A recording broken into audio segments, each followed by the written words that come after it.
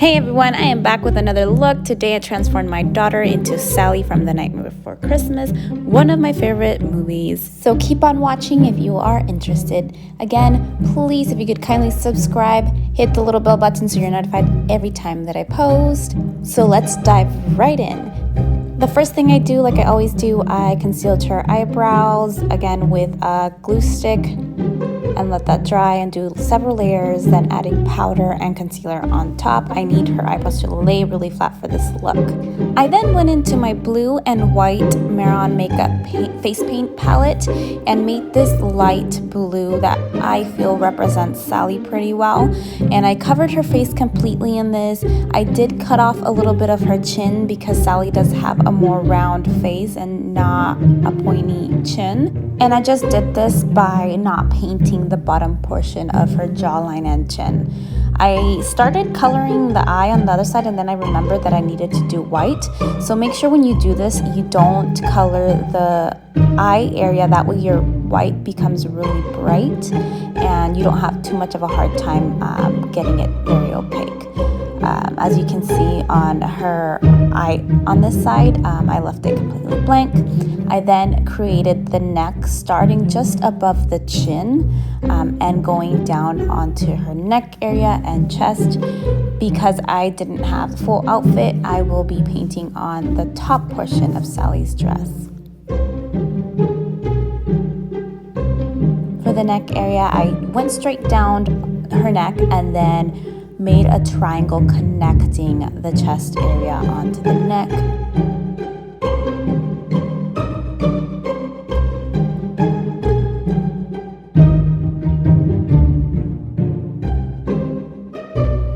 Then taking a round brush in my Mehron white, I will go ahead and try to do one sweep motion around her eye socket, using that as a guide to create Sally's large eyes. I then will go in and fill in the eye, making sure that I fully saturate the eyelashes without getting in her eye, because she does have really dark eyelashes. I need to make sure they're covered, that way they come out white in the pictures and not dark. And I will do the same exact thing to the other side. I had a little bit more of a hard time on the top because I did go in with the blue. So make sure you don't color the eye area with the blue. There's some spots that you see that are not blue and you can see her skin, but I will go back with another round brush in that same blue as I did right here and covered them.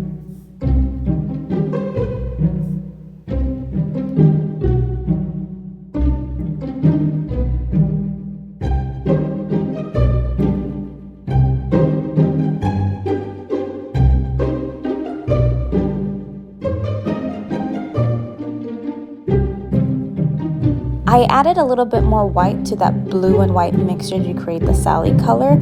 I added more white to create highlights on the face. I didn't want the look to be so flat and give texture to them like the movie, so I did add white on the nose, the forehead, and cheek area just to create a little bit more texture on the face. Again, I wasn't neat with this. I did want that texture to kind of show through.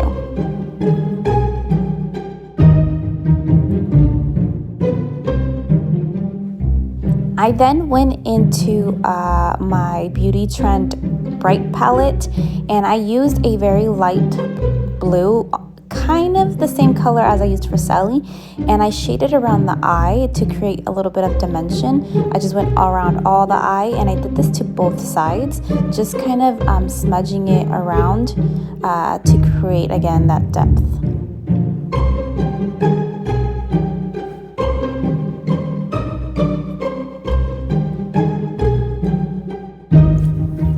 Taking that same blue and a little bit of a darker, deeper blue from the same eyeshadow palette, I decided to contour the nose. I didn't want to draw it in. I wanted just to use her nose and contour it to make it look a little bit smaller. So using a pencil brush, I went from one side of one nostril to the other and just created kind of like a line And then I added a little bit of the white because it did look kind of crooked, and I just kind of wanted to fix that with some white face paint. So I just dabbed it on my finger and kind of blended it in. I then did the 2 lines going down her nose. Again, not being very neat, just smudging it in with the pencil brush, making sure that everything is blended, but not too blended so we do get that smaller nose look.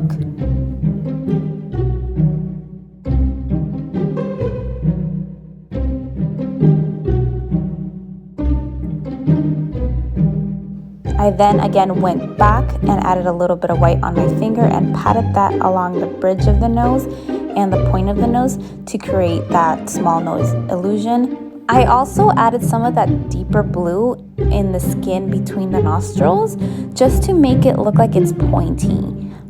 Again, making the nose look smaller. I then took an angled brush with a little bit of brown to give me a guide of where her lid would be. Then I went in with an eyebrow pencil and created a darker line. And I did this exact same thing to the other eye. Angled brush and then the eyebrow pencil to create the deeper line. I then went into that same eyeshadow palette using the light and deeper blue mixed and colored in the lid just so it was slightly darker than the rest of her face. And I filled in the area all around. If you go into the white in this part, it's okay. You can go back with some of the face paint and make sure that the eye is completely round. I then realized that I needed her forehead to go up a little bit higher, so I just went in with that same blue that I used for the rest of her skin and worked it into her hairline a little bit. I grabbed that blue eyeshadow and an angled brush and created where I wanted all of her stitching on her face to go, also on her neck area. Then taking a small detailed round brush, I went into my Mehron black paint. And then I proceeded to outline everything on her face. The eyes, the lid, the stitching marks where everything was to just make it really pop, as you can see here.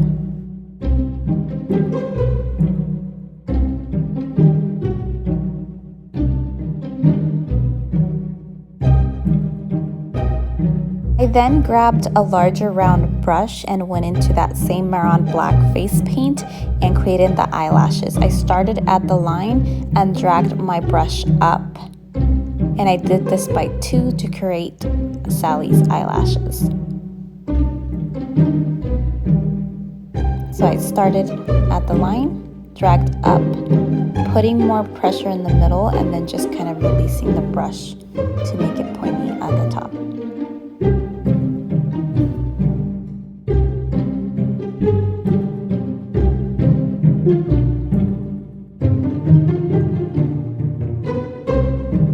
I started doing the stitches and then I was like, wait, I need to do the lips. I go back and forth when I do face painting all the time, and that's okay. It's part of the process. I went into the red Mehron paint and drew in Sally's lips. I didn't like how thin they were looking, so I went ahead and made them a little bit more cartoonish-like. So I went a little bit under her lower lip, creating a little bit more of a puckered look.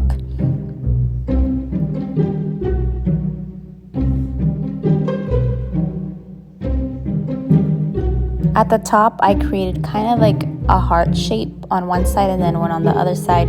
Did the exact same thing, and then I connected it where it looked kind of seamless going into the stitching.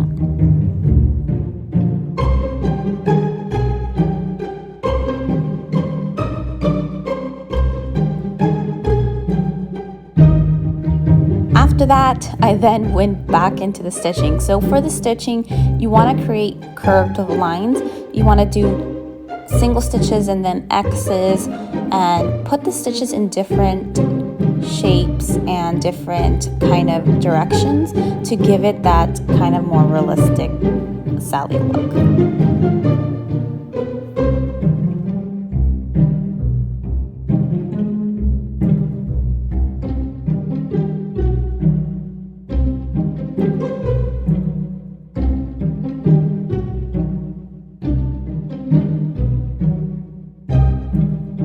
I then took the stitching down to the neck and chest area, again doing crisscross singles, different directions. The stitching is kind of what identifies Sally, so take your time, use a picture for reference if you need to, but have fun with it and be creative.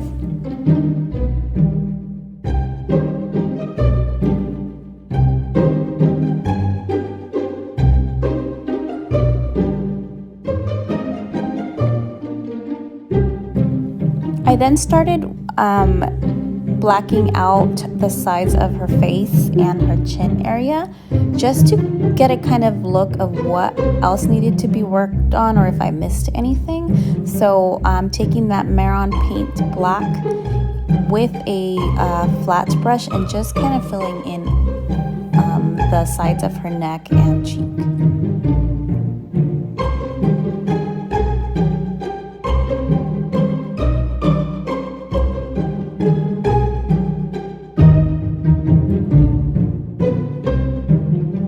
I did stop before the collarbone area because I'm still working in that area, and I want to go in with the black if I, mess up anything. In that same Mehron paint palette, I'm taking the yellow and drawing in her dress. So I'm taking the solid color, doing it on one side, and then she has a yellow sleeve. So for this one, it's kind of ripped, so I colored it in, and then I took my brush sideways and did downward motions, lifting my brush towards the end, giving me those pointy marks at the end. This is just gonna make it easier when I go back with the black paint to outline it all. One of her sleeves is green, so I went into the green and colored it in. Not doing as pointy streaks on here, but leaving it so I can give it that ripped look with the lining later on.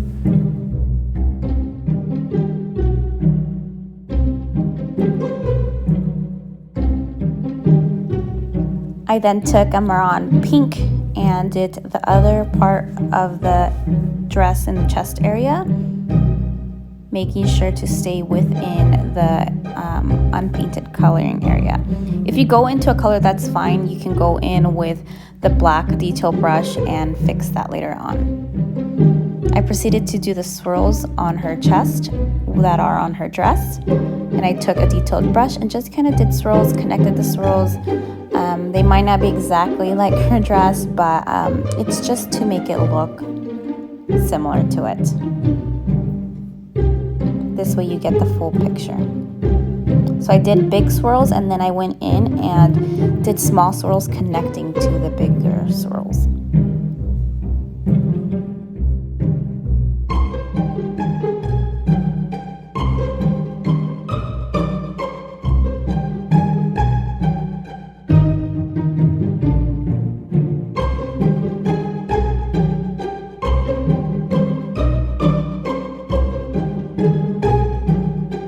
Now with the round brush and the black paint, I'm going to go and outline everything just to make sure it's exactly how I wanted. I'll go in on the sleeve and separate that pink and yellow and create the stitching. Again, with the stitching on the clothing, you also want to do different shapes, crisscross, singles, kind of going in different directions. This is the part where I go in and outline those spikes. Again, it doesn't have to be neat, but if you see, it's so much easier this way to create those spikes, and they actually look a little bit more realistic and not so uniform. Sally does have stripes on one of her sleeves, so I went in and painted on the stripes with the black paint and the same round brush I was using.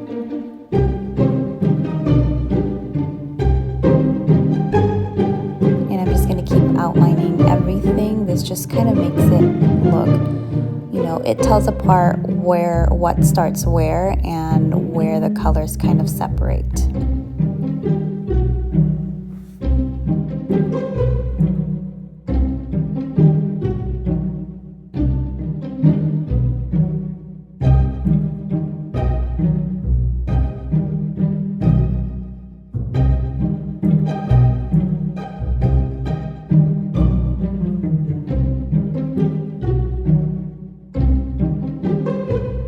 Then when I felt that everything was kind of how I wanted, I went in with the black and blacked out her shoulder area. Again, using this opportunity to make my lines a little bit straighter and go into colors a little bit if I wanted to fix anything that I did not like at the moment.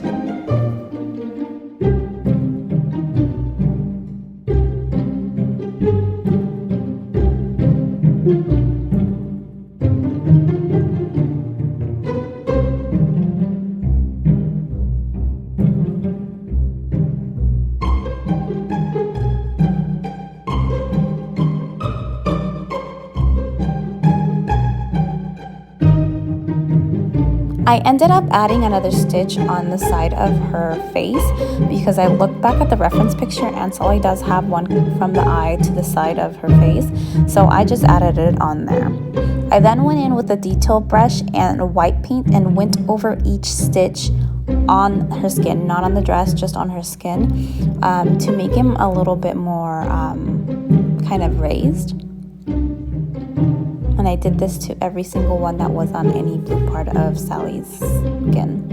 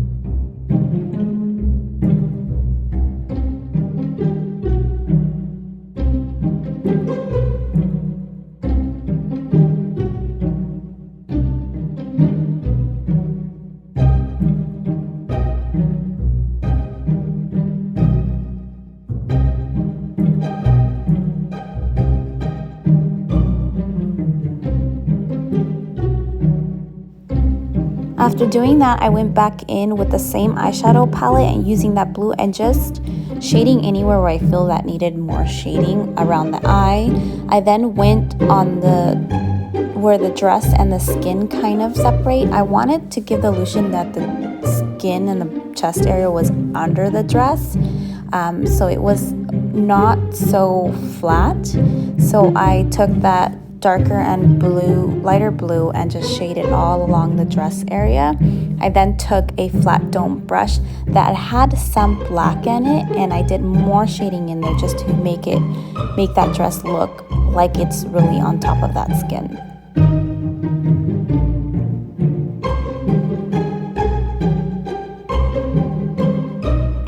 I then shaded the chin area for Sally. I wanted to kind of be able to tell the difference where her chin starts and her neck starts.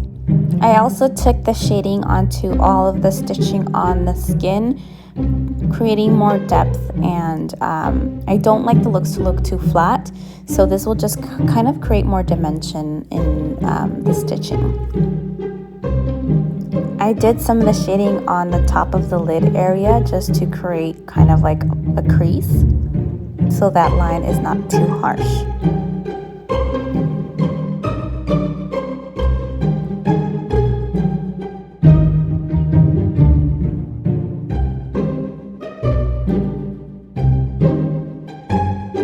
Taking a round brush, I took some of the black paint and dotted at each end of the stitching to create the look like if the stitching is going into the skin. I am making them slightly bigger to create that kind of cartoonish effect.